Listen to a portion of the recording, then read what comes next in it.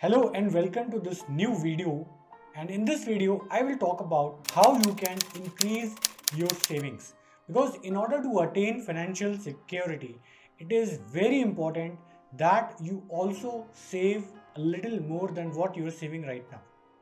And some people have this difficulty of saving, and this is why I have shot this video where I will give you some practical steps on how you can increase your savings easily. Hi, I'm Harshit Mohan. I am a stock market investor and trader by passion. I am father of a lovely daughter, husband of a loving wife, and I'm also the founder of Peaceful Wealth Community. So let me quickly tell you how you can increase your savings. So first of all, you need to set a goal. And under goals, you need to first of all have the awareness of how much percentage of income you are saving right now. Okay, find that out first, and after that your goal should be to increase it to minimum 20% of your in-hand income. In-hand income means after all the deductions like taxation, PF, provident fund and everything, whatever you are getting in hand, 20% of that you should be saving it. Okay, if you are already saving 20%, it's well and good, but that does not mean you cannot save more. You can always save more, but minimum 20% you should target. Third, a lot of people, especially in the middle class section, they take home loans to fulfill their dreams of sweet home, right? And when they take loan beyond their capacity, like they take very huge loans, then they start facing problems because they have to pay the EMIs for the next 20 years. And for the next 20 years,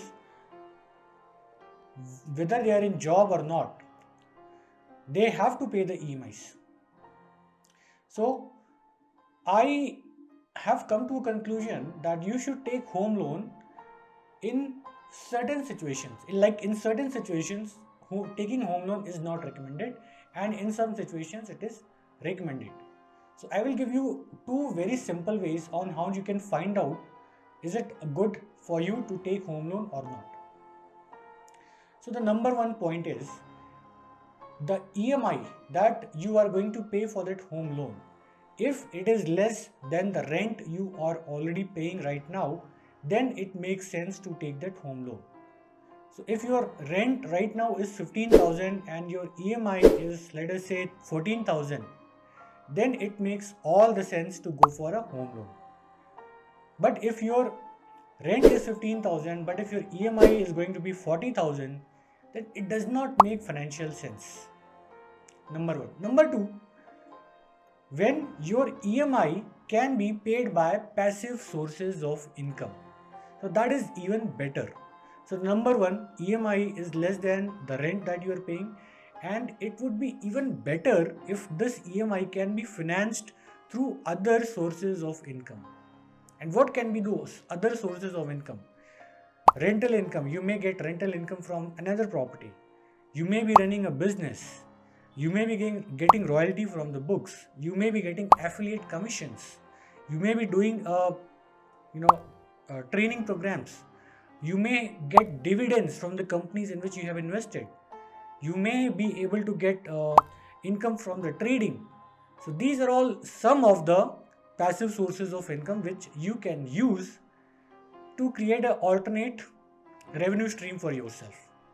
So if you can have both these conditions when it comes to the home loans, it is the best condition.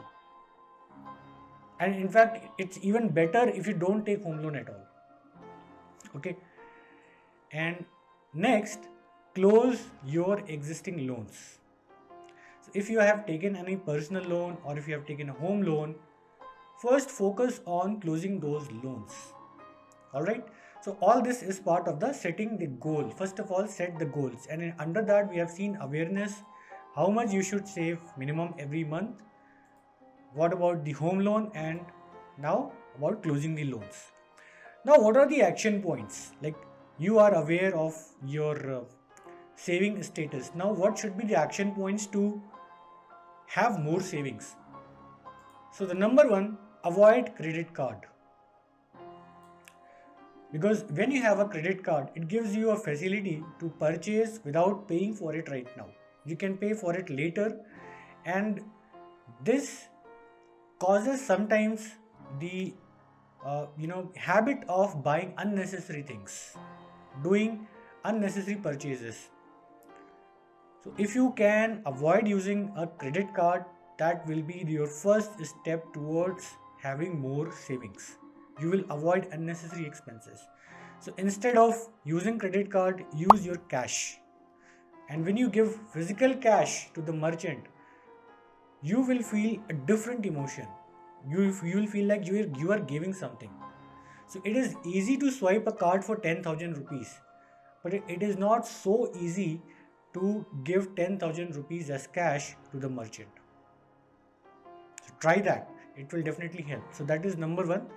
Number two, track your expenses using an app. So there are so many apps available these days in the market. I will share with you one app which you can use. So this is one app called Mint, designed by Intuitive Finance Company, and it's a pretty decent app. You can go for any other app also if you like, but this is what just I found out to share with you. Okay, so when you use an app, it will tell you where your money is going and how much you are saving and how much you are giving, how much you are doing expenses in uh, what kind of expense you are doing basically. So it will give you a snapshot of all that. Next, fix a monthly budget. So the earlier formula for savings is, the traditional formula for savings is income minus expense is equal to savings. This is the traditional formula of savings. But you need to change this formula. So what should be the new formula? The new formula should be income minus savings is equal to expenses. So if you are getting, let us say, 1 lakh as income and you have set a target of saving a minimum of 20,000 rupees from that. So whenever you get your salary of 1 lakh, first keep 20,000 in a different account and use only the 80,000 for all your expenses. So that way your savings will get priority, and soon you will start seeing this savings that you are doing, it will start compounding and it will give you a good amount in a short amount of time, right?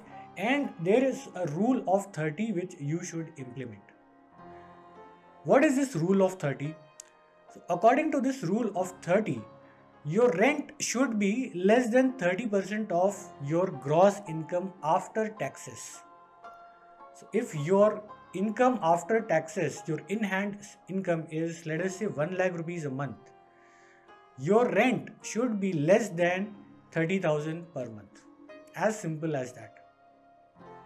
So if you are paying rent more than this, try to switch to a house or try to negotiate on your rent so that it is less than 30%. Lesser the better. Okay. So this is what I had just planned to share with you. I hope these inputs will help you to save more and eventually reach your goal of financial freedom and financial security. So thanks for watching, and if you have not subscribed to my channel so far, please click the subscribe button and stay tuned for the further updates. So take care and all the best.